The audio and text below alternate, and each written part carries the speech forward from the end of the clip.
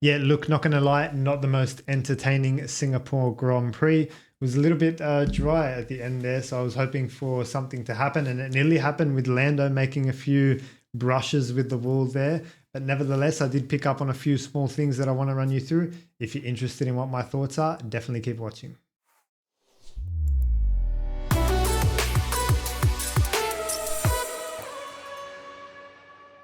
All right, let's get into it. So the first thing we got here is Lewis Hamilton starting on the soft tire. What the hell was that all about? That's one of the worst strategies I've ever seen. And even worse than that, like the guy put in an amazing job to get that Mercedes up into P3. What the hell are they doing putting that thing on the soft compound tire? Now, there's some advantages and disadvantages that I want to run you through with this strategy. So let's start with the disadvantages. So the disadvantages are, can you create a gap and clear the pack before you're basically out of tire and under attack? Now, usually what happens in Singapore is the leader kind of controls the pace a little bit and doesn't allow for any room or any gap or any opportunity for anyone to pit into some clean air, number one. And if they do pit into some clean air, number two, spread their wings and start to really attack on a new compound of tire. So that was like, for me, it was just never going to happen. Like, yeah, by the time Lewis's tires were dead, he just wouldn't have had a margin. That's the first thing. The second thing is they just pitted him when like it wasn't necessary. Like he wasn't coming on the radio saying we need to pit. Like that was just a terrible call. Obviously, the advantages are that there's a chance. I'm gonna say like a small chance that you can get a position off the line, of course.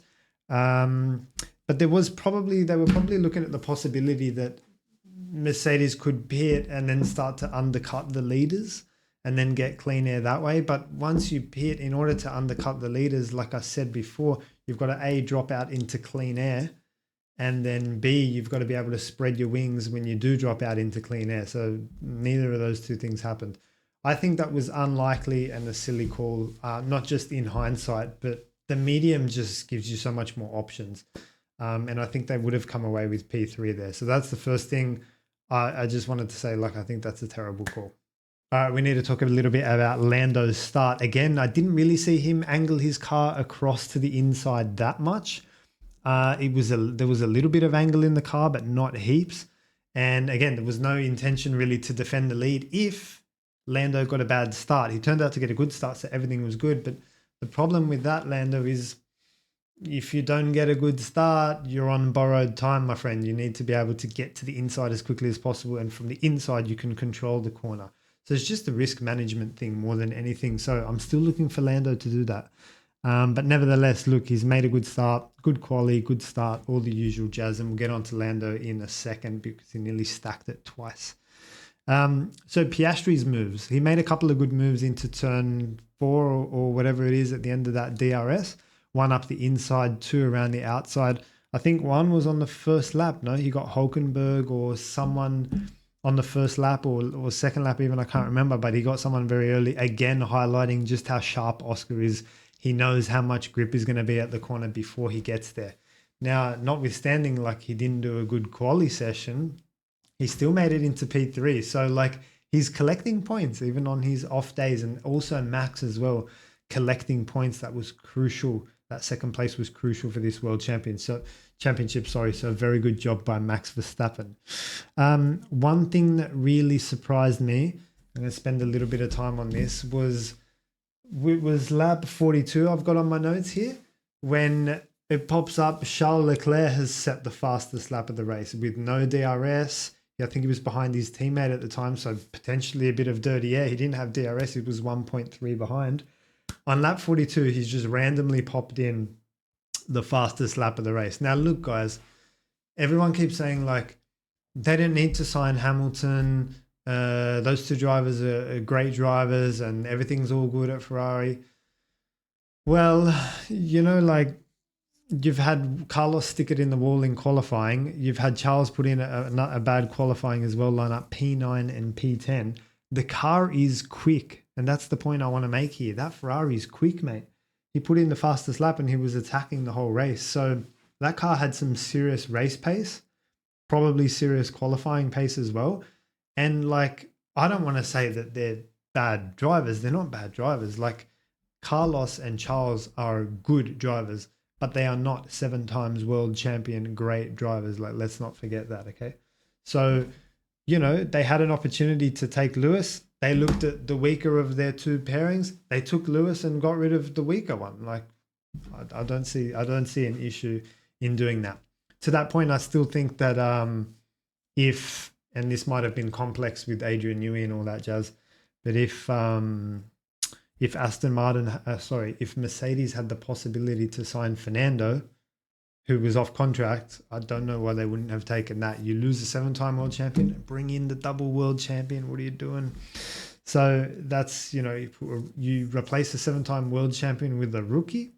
It's a big call. So I want to see how that works out as well. But obviously, if Fernando knew that Adrian was coming, then, it gets a bit complex. But anyway, I think Ferrari done a good call to bring Lewis in. So he's the one that's done a mega job this weekend, as well as Max. All right, let's talk just quickly about Lando. Now, look, I'm actually going to be kind to Lando here. I'm actually not going to criticize him for these mistakes. You'd be surprised how easy that is to do when you're leading, and you're kind of torn between, do I push? Do I keep the temperature in the tires?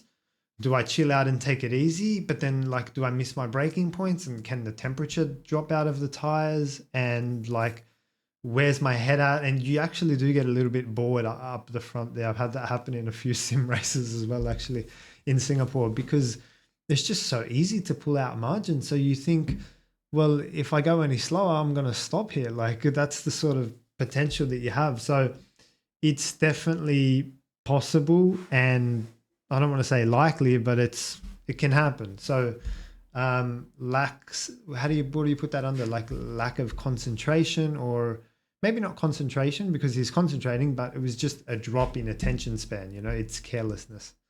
So like I said, I'm not going to go hard on Lando for that one. That can happen when you're in the lead and you're torn between, like, how hard do I push, and I'm bored here as well. So it was just a little bit unfortunate. I think the more dangerous one was when he locked the front right there down the end towards the end of the track before the last DRS zone, that little right-hander. And if that wall was a little bit harder, it was like the way he hit it, it was kind of spongy, that wall. So it did give him a lot of, like dampening. But if it was a bit harder, yeah, it would have broke the tire and front wing. He actually went into it fairly decently. The second one, he hit it pretty parallel. I think he was more safe on that one.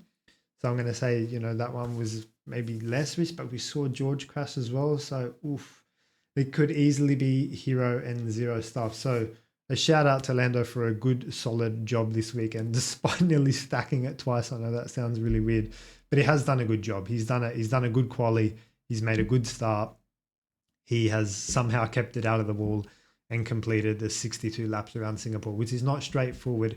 And like I say, I think if he was more engaged, like he was having to push for an undercut or an overcut, or had to create a margin for an extra stop or something, it's different because your mind is clear on what you need to do. You need to go out and attack, and it's all good. And I'm sure if they said that to him, he could have done that. But he's probably never been in that position either, like leading the race by so much, and then just that luxury and switching off and all that potentially just left him slightly bored, and he had that lapse in concentration. Anyway, that's my thoughts on it, guys. So let me know what you guys think in the comments below. And they're the only points I wanted to touch on here, guys. So it was Lando's near misses. We had Oscar's good job. Hamilton's terrible strategy choice. I don't know what they were thinking there. Max's good job and damage limitation. Oh, and I guess the last one would be Daniel Ricciardo's stealing of the fastest lap. It remains to be seen whether or not that point will be a determining point, but they all add up, don't they? So interesting call there from whoever made that call, and shows that Daniel and Max were still good friends despite everything that happened in 2018 Baku. That's all, guys. I hope to see you in the next one, and hopefully can give a little more insight, jump on the whiteboard, and update you further. Cheers.